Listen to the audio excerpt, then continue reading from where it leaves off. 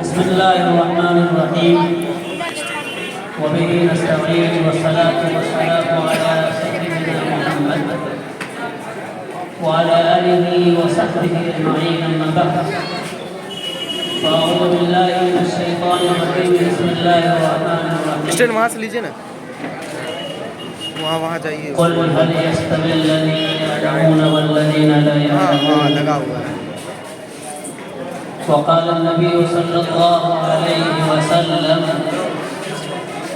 كن عالما أو متعلما أو مستمعا أو محبا ولا تكن خامسا فتهلك أو كما قال عليه الصلاة والسلام. صدر محترم حضرات علماء شہر اور اطراف شہر سے تشریف فرما تمام بھائیوں مسلمان بھائیوں پردہ میں بیٹھی دلی ماں اور بہنیں، ایک بات تو آپ انداز سے پہلے عرض کر لوں کہ آپ جتنی دیر اس کے لیے یہاں تشریف لائے ہیں اللہ کے واسطے گفتگو کو بند کریں. یہ بہت عجیب بات ہے. جو لوگ اسٹیج پر بیٹھے ہیں میں ان سے بھی کہہ رہا ہوں اور جو لوگ میرے سامنے بیٹھے ہیں ان سے بھی کہہ رہا ہوں. یہ بہت عجیب بات ہے کہ ہم لوگ دینی مجلسوں میں بھی چند لمحے خاموش نہیں رہ سکتے. کتنی عجیب بات ہے. اگر اللہ کے رسول صلی اللہ علیہ وسلم نے اس بات کی وضاحت فرمائی ہے کہ دین مجلس میں بیٹھنے والوں کو فرشتے رحمت کے پروں سے ڈھانپ دیتے ہیں اور ان کی مغفرت کا اعلان کیا جاتا ہے تو ہمارے دل میں اس کو جگہ کیوں نہیں ہے؟ ہماری بربادی کی بہت بنیادی وجہ یہی ہے کہ ہم نے دینی اقدار کی قدر کرنا چھوڑ دیا. آپ جائیے دوسرے مذاہب کے لوگ جب اپنے مذہبی پروگرام میں بیٹھتے ہیں تو ایسا محسوس ہوتا ہے کہ ان کے سر پر جوئی بھی نہ رہے. ایسا محسوس ہوتا ہے کہ ان کے سروں پر پرندے بیٹھے ہوئے ہیں. اور آپ کو آج کے اس بھارت میں بتا دوں کہ آج کے بھارت میں ہمارے دوسرے برادران وطن جب اپنے مذہبی پروگرام میں جاتے ہیں تو ان کا پروگرام میں داخل ہونے سے پہلے موبائل جمع کر لیا جاتا ہے. کیوں؟ تاکہ مجلس میں پورے غور کے ساتھ فکر کے ساتھ باتوں کو سنیں. لیکن ہم لوگ تو پرائم منسٹر سے بھی زیادہ مصروف آدمی ہیں تو ہمارا موبائل تو بند نہیں ہے. جتنی دیر بیٹھیں گے نہ سکون سے بیٹھیں گے نہ موبائل کو سائلنٹ، بس گفتگو ہونی چاہیے. اچھی بات نہیں ہے یہ ہم سبوں کے لیے فکر کرنے والا. آپ اس مجلس میں بیٹھے ہیں جس کی نسبت قرآن سے جڑی ہے. قرآن جو ہمارے لیے اور آپ کے لیے دستور حیات ہے. قرآن جو ہمارے لیے اور آپ کے لیے زندگی گزارنے کا سلیقہ اور طریقہ ہے. قرآن جسے مٹانے کی آج پوری دنیا کوشش کر رہی ہے. بہت صاف بول رہا ہوں میں، چند منٹ بولوں گا اور آپ کی توجہ چاہوں گا.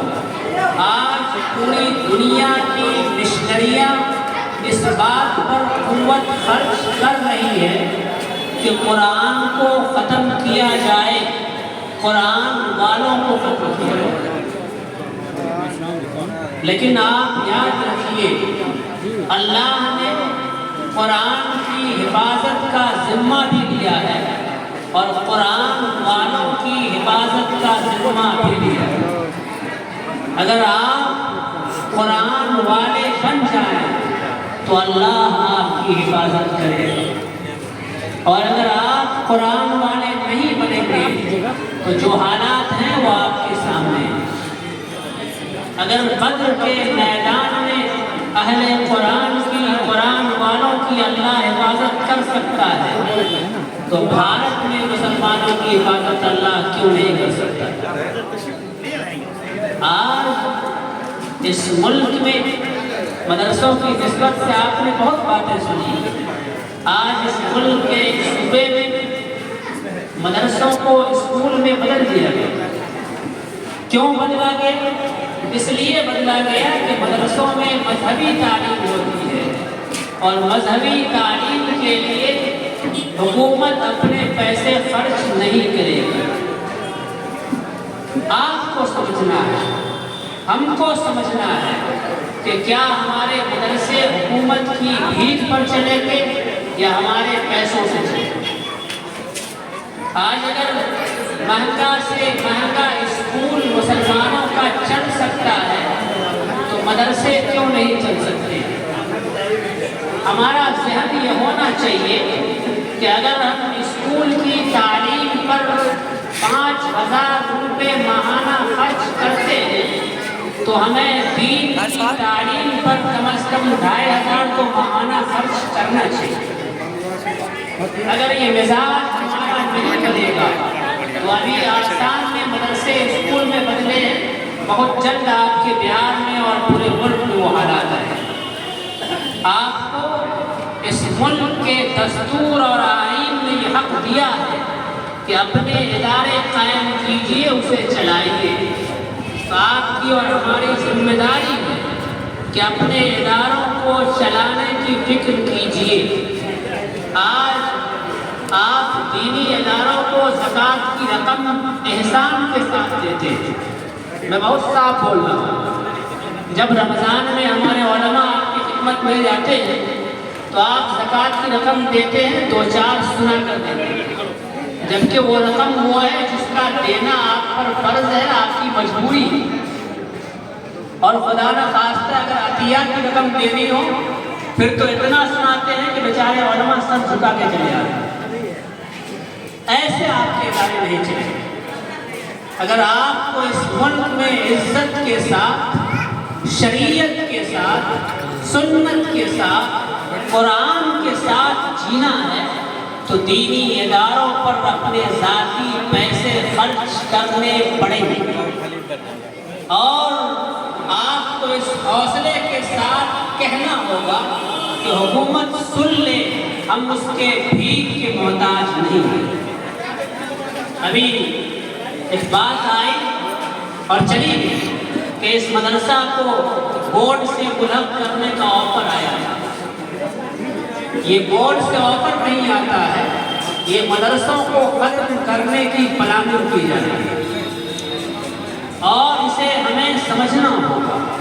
اگر ہم نے نہیں سمجھا ہے تو ایک بات یاد رکھیے، جب تک یہ مدرسے زندہ ہیں اس ملک میں قرآن زندہ ہے، اہل قرآن زندہ ہے. یہ مدرسے بند ہو جائیں گے، اس ملک میں قرآن کے حفاظ تیار ہونے بند ہو جائیں گے. اور ایک واقعہ آپ کے ذہن میں ہوگا، میر معونہ کے موقع پر جب 70 حفاظ صحابہ کو دشمنوں نے قتل کر دیا تھا تو اللہ کے رسول صلی اللہ علیہ وسلم کی آنکھوں سے آنسو جاری تھے. جب قرآن کی حفاظت کا بڑا مسئلہ ہے، حافظ ہوں گے قرآن کی حفاظت ہوگی، حافظ نہیں رہیں گے قرآن ختم ہو جائے گا. اس لیے قرآن کو باقی رکھنے کے لیے مدرسوں کی حفاظت ہے. ایک بات جو بہت اہم بات ہے. اور دوسری بات، ہمیں ذمہ دارانہ مدارس سے اور ان تمام حضرات سے کرنی ہے جو کسی درجے میں مدرسوں کے خادم ہیں. میں ابھی ایک پروگرام میں تھا، ایک بہت پڑھے لکھے انجینئر صاحب نے کہا کہ مدرسوں میں سائنس کی تعلیم نہیں ہوتی. تو ہم نے کہا کہ لگتا ہے حضرت یوگی سے آپ پڑھ کے آئے. مدرسوں کی بنیادی ضرورت اس ملک میں کیوں پڑی ہے؟ اس لیے پڑی ہے کہ دین کو باقی رکھا جائے. اور میں سمجھتا ہوں کہ آج ہندوستان میں کوئی مدرسہ ایسا نہیں ہے جہاں ہندی انگریزی اور حساب کی تعلیم نہیں ہوتی. ہم لوگوں نے جغرافیہ اور سائنس حساب ہم سے ہی نہیں پڑھا. لیکن زور اس بات پر ہے کہ جو 3.5% مسلمانوں کے بچے مدرسوں میں پڑھ رہے ہیں اور حافظ عالم بن رہے ہیں، ان کو بھی سائنس اور ٹیکنالوجی سے جوڑ دو تاکہ یہ حافظ بھی رہے گا کچرا. رزق کا مالک اللہ ہے نہیں، وارزقہم من حیث لا یحتسب. رزق اللہ کہاں سے دے گا یہ اللہ جانتا ہے. اور آج تک تاریخ انسانیت میں ایسی کوئی رپورٹ نہیں ہے کہ کسی عالم نے زہر کھا کر خودکشی کر دی. ایسی کوئی مثال نہیں. تو رزق اللہ دے گا. صرف اس لیے کہ حافظ اور عالم رہے گا تو کتنا پیسہ کمائے گا. حافظ بنتے ہی اپنے بچوں کو فلاں اکیڈمی میں ڈالتے ہیں تاکہ انجینئر صاحب بن جائیں گے، ڈاکٹر صاحب بن جائیں گے. میں بہت ادب کے ساتھ گزارش کرتا ہوں جو حافظ بن رہے ہیں ان کو حافظ رہنے دیجیے. آخر ہم میں سے کوئی ایک آدمی ایسا کیوں کھڑا نہیں ہوتا ہے جو ہمارے پرائیویٹ اسکولوں میں جا کر یہ بات کرے کہ بھائی اسکولوں میں دینیات کی تعلیم دو؟ کوئی ہے کہنے والا؟ نہیں. اردو کی تعلیم بھی پرائیویٹ اسکولوں میں بڑی مشکل سے ہوتی ہے. تو اسکول میں آپ یہ نہیں کہہ سکتے ہیں کہ دینیات کی تعلیم دی جائے، لیکن مدرسے والوں پر تھوپتے ہیں کہ آپ سائنس بھی پڑھائیے، کمپیوٹر بھی پڑھائیے اور جغرافی بھی پڑھائیے، ٹیکنالوجی بھی پڑھائیے. یہ کون سی بات ہے؟ مدرسوں کو دینی ادارہ باقی رہنے دیجیے. علامہ اقبال نے بہت پہلے اس ملک میں کہا تھا، مولانا ابوالحسن علی ندوی رحمۃ اللہ علیہ نے بہت پہلے اس ملک میں کہا تھا کہ مدرسوں کو ان کی حالت پر باقی رہنے دو. اگر یہ دین کی تعلیم سے ہٹ کر یہ بھی معاشیات کی تعلیم لینا شروع کر دیں گے تو سروں پر جو پگڑیاں بننے والی ہیں یہ ختم ہو جائیں گی. اس لیے اللہ کے واسطے وہ ذمہ داران جن کے بچے حافظ بنے وہ اس بات کو اپنے ذہن میں رکھیں کہ ان کے رزق کا مالک اللہ ہے. اور اللہ کے رسول صلی اللہ علیہ وسلم نے فیصلہ کر دیا ہے کہ دنیا میں بہترین انسان وہ ہے جو قرآن کو سیکھتا اور سکھاتا ہے.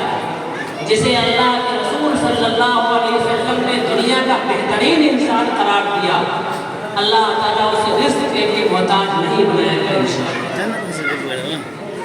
اور ایک آخری بات، 1857 کی غدر میں جب انگریز حکمرانوں نے نوابوں پر یہ پابندی لگا دی تھی کہ تم مدرسوں کی امداد بند کر دو، اور انہوں نے مدرسوں کی مدد کرنا بند کر دیا. مدرسوں پر تالے لگنے لگے، علماء مدرسوں کو بند کر کے گھروں میں جانے لگے.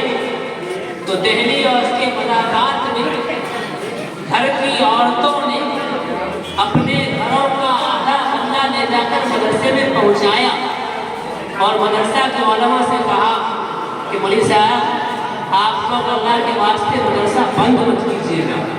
ہم ایک روٹی اپنے لیے بنائیں گے اور ایک روٹی آپ کے لیے بنائیں گے، لیکن اگر آپ نے مدرسوں کو بند کر دیا تو ہمارے بچوں کو پڑھنا پڑے. یاد رکھیے آج کے بھارت میں مدرسوں کے ساتھ یہی حالات آنے والے ہیں. ہم سب کی، آپ سب کی بحیثیت مومن یہ ذمہ داری ہے کہ آپ مدرسوں کی قدر کیجیے. اور ایک بات آپ کے علم میں ڈالوں کہ آج ہمارے برادران وطن کے جو بہت مضبوط ادارے چل رہے ہیں وہ کیسے چل رہے ہیں؟ وہ ایسے چل رہے ہیں کہ وہ لوگ اپنی تنخواہ کا 3%، 5%، 7%، 10% تنخواہ لینے سے پہلے اپنے اداروں کے لیے جمع کروا دیتے ہیں. تو ان کے ادارے چل رہے ہیں، ان کے بچے IAS اور IPS بن رہے ہیں. لیکن ہم لوگ ایسا نہیں کر سکتے. ہم لوگ اگر یہ کہہ دیا جائے کہ مدرسے میں بچے کو پڑھانا ہے، زاہد رضا صاحب یہ کہہ دیں کہ 1000 روپیہ فیس بھی جمع کرنا پڑے گا، تو ہم لوگ کیا کرتے ہیں؟ رمضان میں چندہ بھی لیتے ہیں، فیس بھی لیجیے گا. تو آپ کی سوچ یہ ہے کہ اگر بچہ ڈاکٹریٹ کی تعلیم حاصل کرے تو خالص پیسے سے کرے. لیکن قرآن کا حافظ بنے گا تو زکوٰۃ کی رقم کھاتے ہیں، تو پھر وہ بچہ کیسا حافظ ہوگا اور اس کے علم کا فیض کیسے پہنچے گا، یہ آپ سمجھ سکتے ہیں۔